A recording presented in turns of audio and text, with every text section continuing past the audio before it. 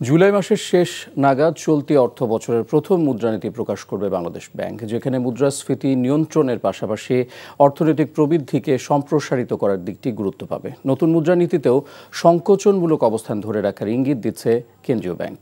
মূল্যস্ফীতি কমার ক্ষেত্রে বর্তমান মুদ্রানীতির সুফল মেলায় তা অব্যাহত রাখার পক্ষে অর্থনীতিবিদদের কেউ। অন্যদিকে সংকোচনমূলক মুদ্রানীতি থেকে বেরিয়ে নীতি সুধার কমানোর তাগিদ ব্যবসায়ীদের। রিপোর্ট করছেন আরাফাত ইসলাম। নতুন অর্থবছরের বাজেটে মূল্যস্ফীতির হার ধরা হয়েছে 6.5% এবং অর্থনৈতিক প্রবৃদ্ধি 5.5%। এ লক্ষ্য পূরণে আসছে প্রথমার্ধের মুদ্রানীতি। চলতি জুলাই মাসের শেষ সপ্তাহে নতুন মুদ্রানীতি প্রকাশ করতে যাচ্ছে বাংলাদেশ ব্যাংক। এখনও সাধারণ মানুষের গলার কাটা উচ্চ মূল্যস্ফীতি। সবশেষ মুদ্রানীতিতে মূল্যস্ফীতি নিয়ন্ত্রণে সংকোচনমূলক নীতি গ্রহণ করে কেন্দ্রীয় ব্যাংক। এতে মুদ্রাস্ফীতি নিয়ন্ত্রণ সহ কমছে উচ্চ মূল্যস্ফীতির হার। তবে এ নীতি অব্যাহত থাকবে কিনা তা নির্ভর করছে মূল্যস্ফীতি নিয়ন্ত্রণে আসার উপর। খাদ্য সংস্থান কিংবা ব্যবসায়ীরা বলছেন, উচ্চ সুদহারের কারণে বেসরকারি খাতের ঋণ প্রবাহের পাশাপাশি কমেছে বিনিয়োগ। এজন্য নতুন মুদ্রানীতিতে পরিবর্তন চান তারা।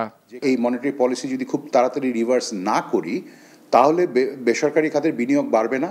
বিনিয়োগ না বাড়লে আমাদের অর্থনীতি আসলে ক্রমাগত ছোট হতে থাকবে। যে কারণে আমরা মনে করি যে এই মুহূর্তেই আসলে মুদ্রানীতির যে সংকোচনমূলক স্ট্র্যাটেজিটা আছে সেটা রিভার্স করা খুবই জরুরি প্রয়োজন। তবে যে দেখুন, আমরা যদি ইন্টারেস্ট রেট মেকানিজম নিয়ে যখন কাজ করছি কিংবা সেন্ট্রাল ব্যাংক যখন আমাদেরকে কিছু একটা গাইডলাইন্স দিচ্ছেন কিংবা মার্কেট ইন্টারভেনশন করছেন, ওইখানে কিন্তু এই যে কর্পোরেট সাস্টেনেবিলিটি, এটা কিন্তু একটা বড় ফিগার হিসাবে, বড় ইস্যু হিসাবে দেখা উচিত। মানে আমাদের মনিটারি পলিসি স্টেটমেন্টে আসলে কিছুটা ইন্টারেস্ট রেট কমাতে হবে এবং লিকুইডিটি ফ্লো বাড়াতে হবে।